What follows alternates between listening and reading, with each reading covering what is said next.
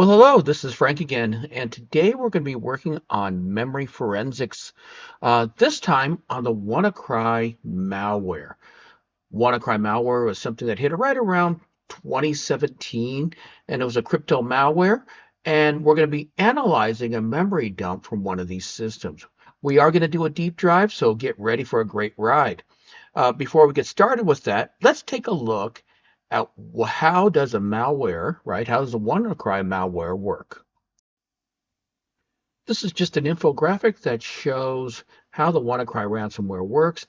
It's very, very basic, but just talks about unsolicited emails. In one case that I investigated, they received it inside a PDF that was embedded for a resume. In case you're asking, by the way, no, the person did not get the job. But as you can see, it replicates itself through a Windows flaw, and then the ransomware encrypts the files, and they demand ransom payment in Bitcoin, typically through PayPal. We'll be using the volatility tool, the memory forensics tool, from the Volatility Foundation. I have their webpage up here. Great folks, been using their tools for a long, long time. And you can see they are, of course, like my organization, OWASP, they are a 501c. They do offer training, and there are some contests in here. If you are going to use the volatility framework, show a little appreciation for them. I certainly have. Donate with them through PayPal, right? $10, $15, something just to say, hey, thanks for putting out such a great tool. Task 1. Identifying the memory dump. So the first thing I'm going to do is just open up a little prompt, make it a little bit larger, just to make it easier to read.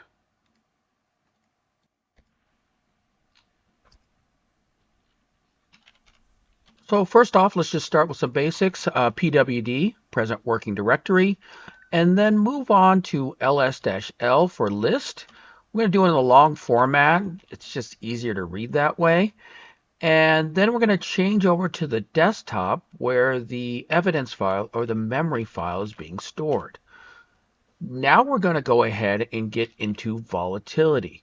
So start off with volatility-f for file. We're going to name the wcry.vmem file, and we're going to run image info. Image info is going to tell us most likely what kind of platform the system came from.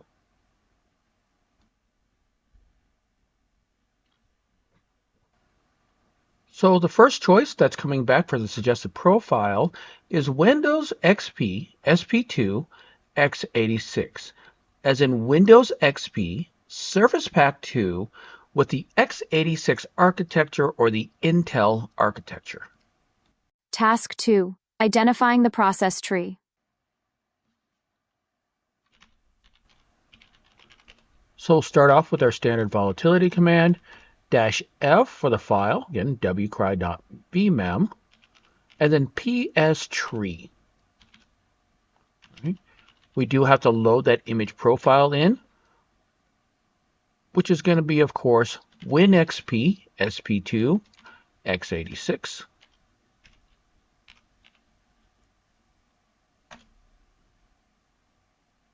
And now we extract the process tree. So let's go ahead and take a detailed look at this.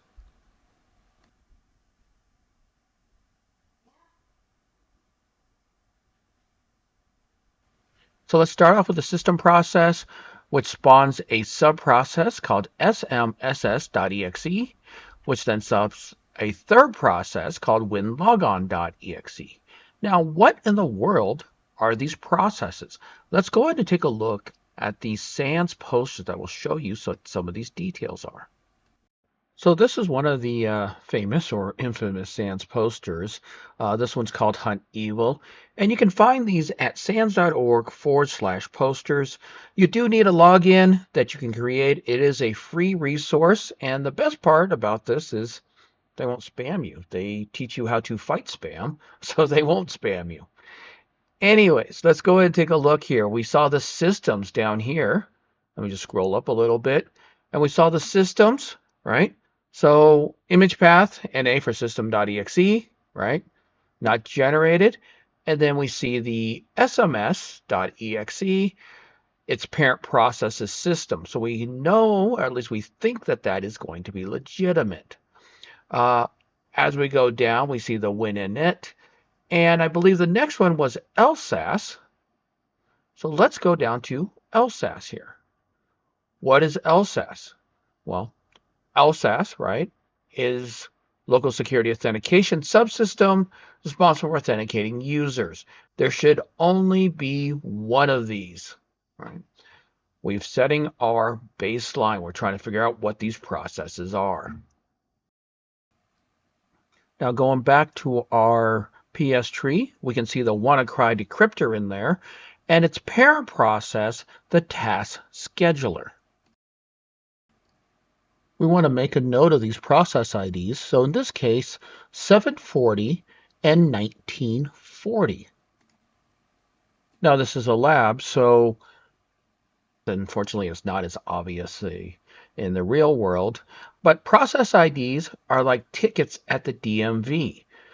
They're temporary. It's valuable while you've got the system up and running or while you're there. But once you leave, once you exit out of it, that process ID doesn't hold a lot of value anymore.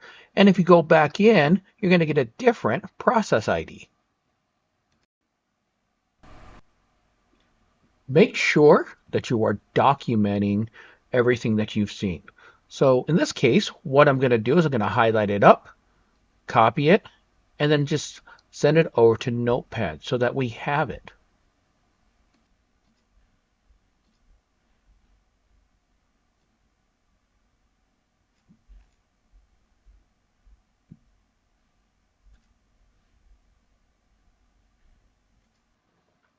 So this might be a good reminder.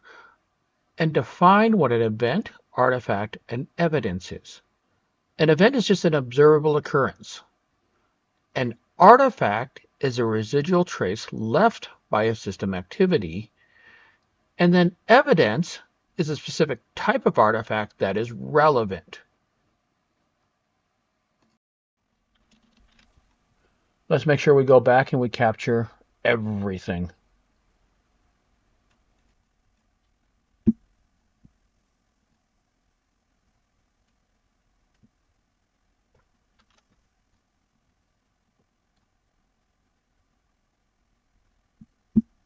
Task 3.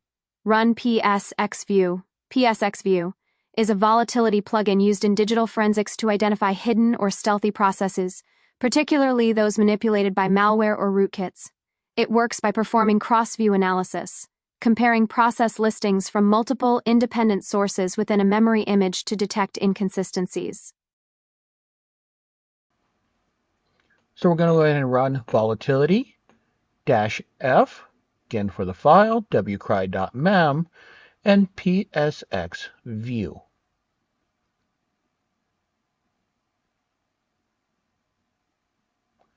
Now we see a couple of other processes for the WannaCry decryptor. Well, in fact, we see 3 of them. We want to note that these process IDs are, so in this case, 740, 424, and 576. Task 4. PSScan. PSScan is a volatility plugin used in digital forensics to scan memory dumps for process structures, process objects, by searching the raw memory instead of relying on the operating system's process lists. Unlike PSList, which walks the active process linked list and thus misses hidden or unlinked processes, PSScan scans the entire memory image for signatures of process objects, making it effective for detecting hidden processes manipulated by rootkits, terminated, inactive, processes whose memory remnants persist, processes that have been unlinked from the system's process list. So we're going to run volatility with PSScan, looking, of course, for those hidden processes, mostly to see if we've been rooted or not. We want to focus in on what we've learned so far. So we know that the WannaCry descriptor came from process ID 1940. So now let's focus in on process ID 1940. And when we do, we can see that there are some related processes to 1940, and all three instances of the WannaCry descriptor.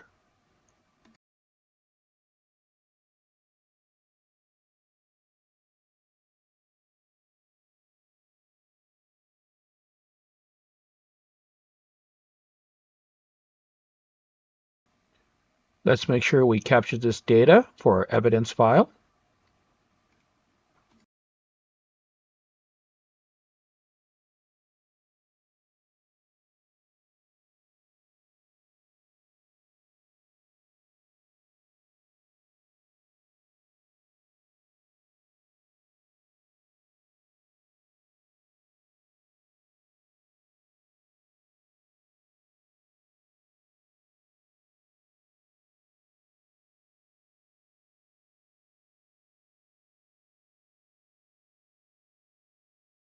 Task 5, ConScan or Connection Scan.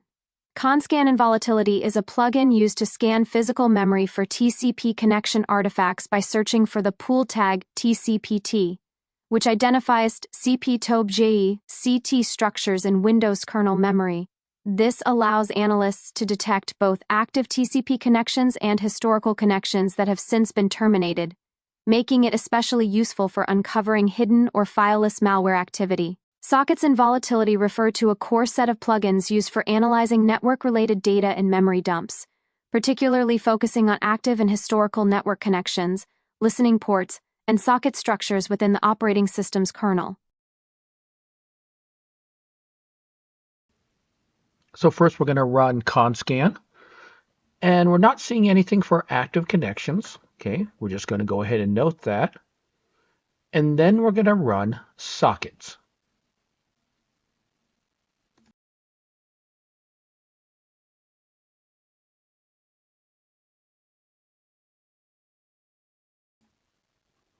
Now we can see here with the sockets command that we have some ports coming in. There are some connections, mostly to the 192.168.56.101.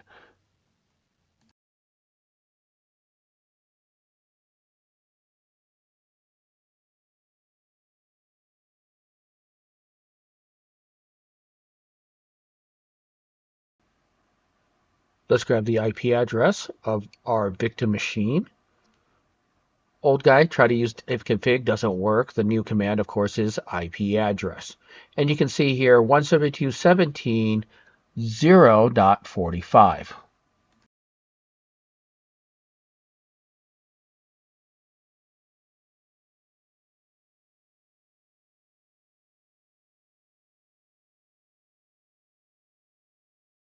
We'll want to capture and document this information. I'm a visual thinker, so I'm going to go ahead and get started with diagrams.net, or also known as draw.io. And let's start with our victim machine, 172.17.0.3/16. That means it has a subnet mask of 255.255.0.0. The machine that it's connected to is 192.168.56.101. So let's go ahead and get that system in there.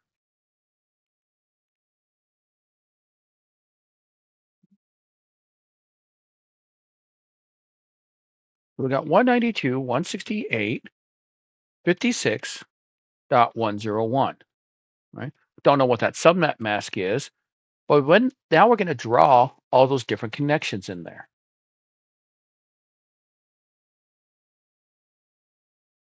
So we'll start off with UDP 138. We also know that we have another connection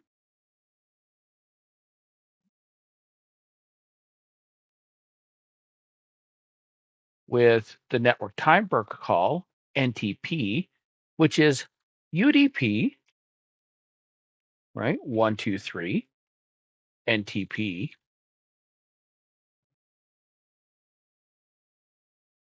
We also have UDP 1900.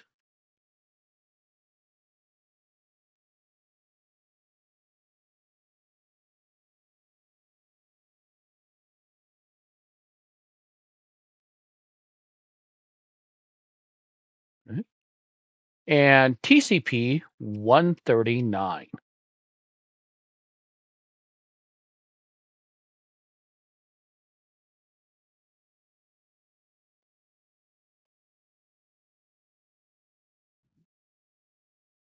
And then the last one is UDP 137.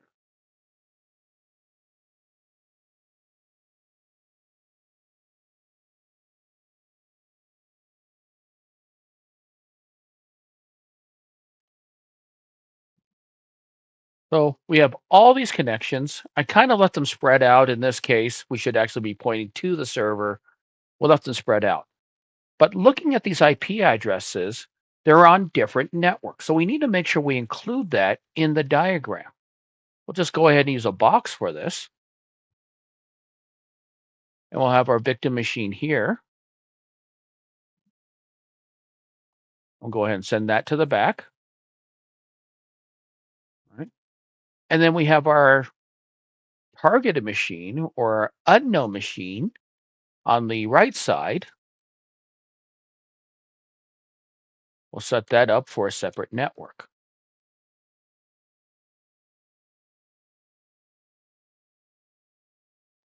Go ahead and send that to the back as well. Now, in order to get from one network to the other, there has to be a router involved. So let's grab a router.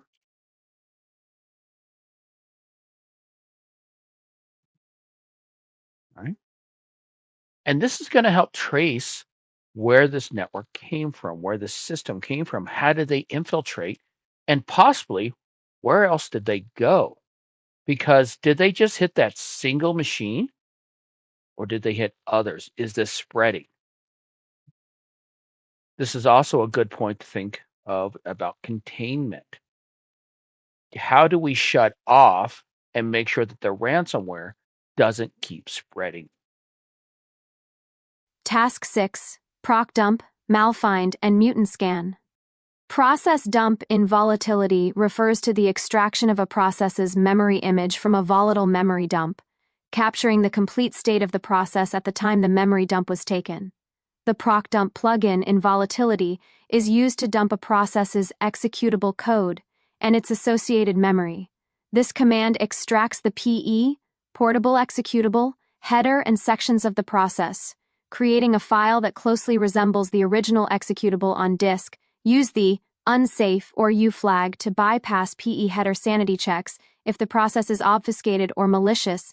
Include the memory flag to capture slack space between PE sections, which can be useful for forensic analysis. Malfind is a volatility plugin designed to detect hidden or injected code DLS in user mode memory of Windows systems by analyzing virtual address descriptor VAD regions with suspicious characteristics. Key output includes process ID, PID, and process name, memory address range, protection flags, a hex dump and disassembly of the first 64 bytes of the suspicious region. Optionally, it can dump the extracted memory segment to disk for further analysis using the D or dump dir flag. Mutant Scan and Volatility is a plugin used to scan for mutex objects, K-mutants, in a Windows memory image. Mutexes are synchronization primitives used by processes and malware to ensure only one instance runs at a time. Purpose: identifies named mutexes present in memory, which are often used by malware as indicators of compromise. IOCs. Output returns a list of mutex objects with their memory offset and name, if available. Go ahead and start with that proc dump. We're going to do volatility -f wcry.bmem. We got our profile in there, proc dump. I'm going to focus in on just the two process IDs right now, 1940 and 740. Now I went ahead and tried to put out the output directory, create a new directory. Forgot to create it, no big deal. So I just did make dir output, and then I just ran the command again. We'll want to verify what we have. So I'm going to clear the screen. There's no real reason for you to do this outside of just to have a clean screen. I find it easier for teaching. But you want to make sure output worked. Now we want to try to back off the directory. You got to make sure in Linux, though, you got to do cd space period period before you try to go back to the other directory. I'm going to go ahead and run the malfind utility. It's not finding it right now because I'm in the wrong directory. You can see when I do a pwd, I'm in output. So I just want to back it off one directory with the cd space period period. I'm going to run the malfind utility on each process ID. Looks like it's not finding anything. We'll still want to note that it did not find anything and the exact time and date and version number of volatility that I'm using right now. We're going to run our last utility, at least from a volatility standpoint, called mutant scan.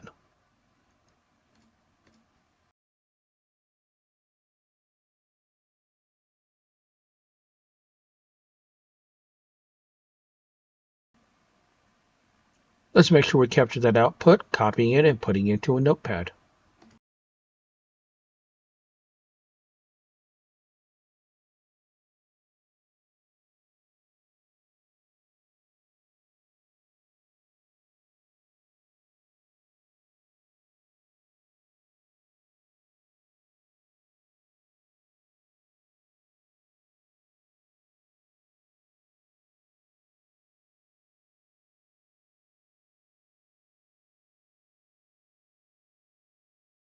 Let's use the power of AI to analyze the results.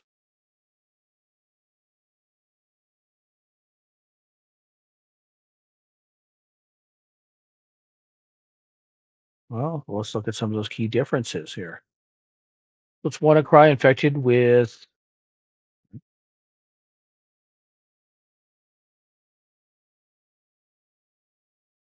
look at that, a smoking gun, confirming active WannaCry ransomware execution.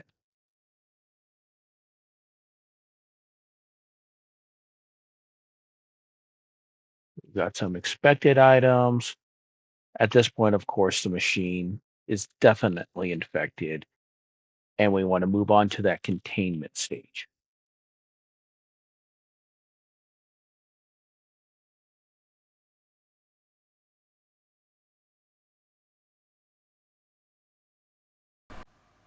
One more thing before we move on to a different tool is to grab the registry keys. So we're specifically going to capture the run keys, which are the system keys that start the system or starts whatever's inside that registry key every time the system starts. Let's look at it inside the MITRE attack framework.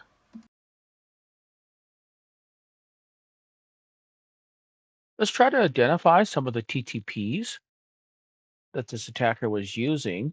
What you see here, of course, is the MITRE attack framework at attack.mitre.org. And let's go ahead and move over to the persistence column. And we move down, down, down, and we see the registry run keys, right? So tactic Tango 1547.001. And let's dive into this actual tactic. Now, in the video, we only checked for one of these. You actually want to check for all four of these inside. Task 7. Strings.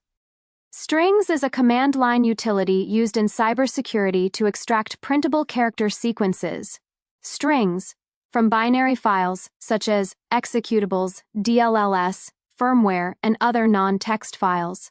This tool is essential for digital forensics and malware analysis, as it helps security professionals identify embedded human-readable information without executing the file. Key uses include revealing URLs, IP addresses, file paths, registry keys, and command line instructions that malware may use to communicate, persist, or execute.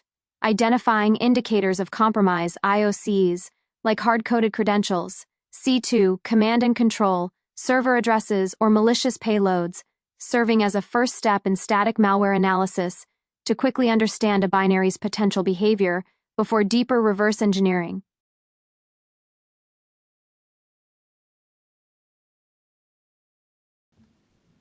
Well, thank you, Emily. Right, so we're going to run the pwd command, ls, we see the wcry, and we're going to run strings against it. This is going to be a little overwhelming.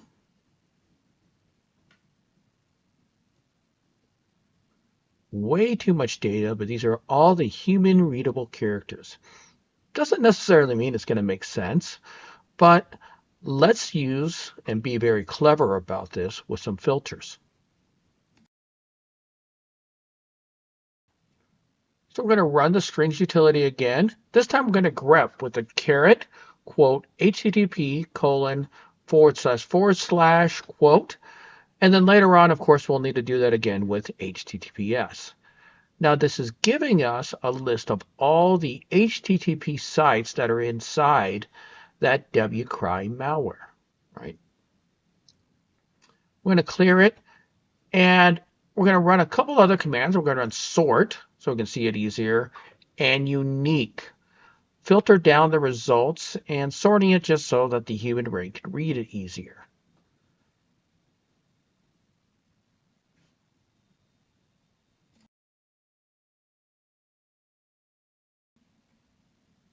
Now we're going to use something else within grep. We're going to use the -v to remove known good. We know that Microsoft is good, so we're going to go grep -v Microsoft, and we're going to remove this from our findings. It's actually a lowercase v.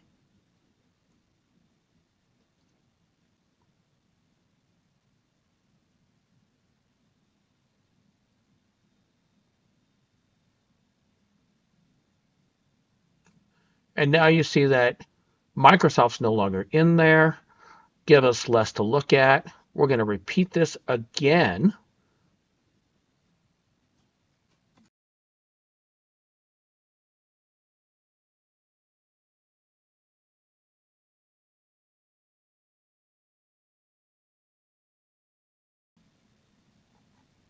With the usertrust.com site.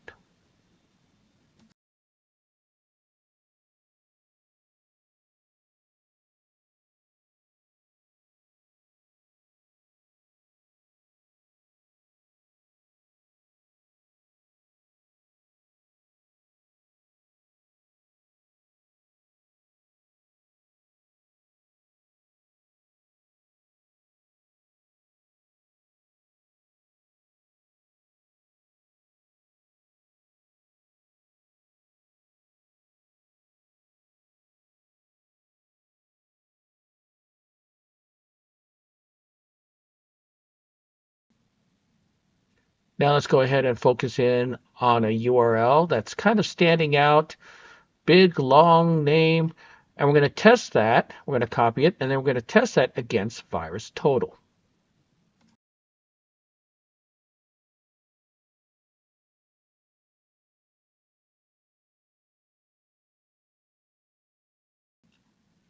All right. Very easily, we will just open up a web browser, go to VirusTotal, and we'll go ahead and just do a search on that URL. And as expected, VirusTotal is just completely lighting this up.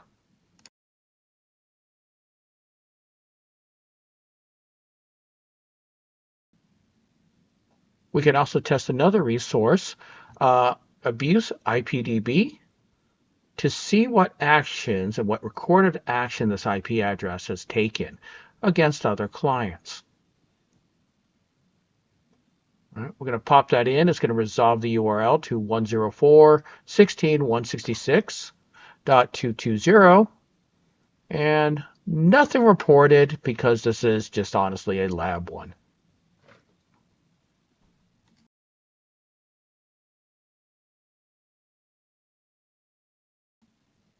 Now, how do we move forward? Let's test this against our threat intelligence. otx.alienvault.com, also known as Level Blue.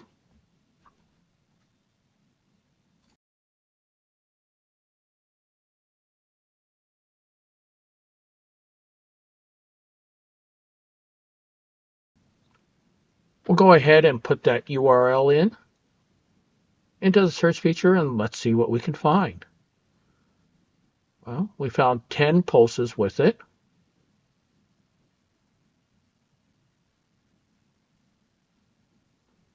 A little bit on that server response. Let's look at some related pulses.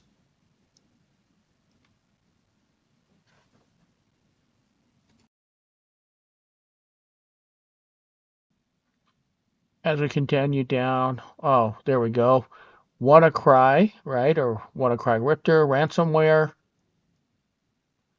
Now we see some indicators and we can start threat hunting. So these file hashes, can we search through these file hashes or through our systems for these URLs and for these file hashes to be more proactive? Maybe, right? We haven't detected everything. So now let's go and be proactive.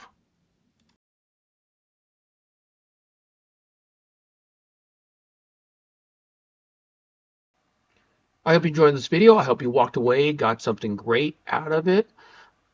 Keep it, as I'd like to say, like and subscribe to my channel so that I can keep the hits coming in. I plan to record a video every single week. Check out my other appearances out on my social media. I'm mostly out on LinkedIn, but I'm going to explore other platforms. I do have my own website that is going to be professor-frank.com. I do have my GitHub at just frank-victory. I do have some upcoming appearances. My paper has been accepted at B-Sides Tampa 2026, so I'll be out there in May. Of course, watch out for snowfrock.com out here in the Denver area. I'm running that conference. And if you're virtual, feel free to tune into the Colorado Eco Security podcast, where I run interviews with security leaders, seeing how they feel about security issues. Have a great day. Have an outstanding day.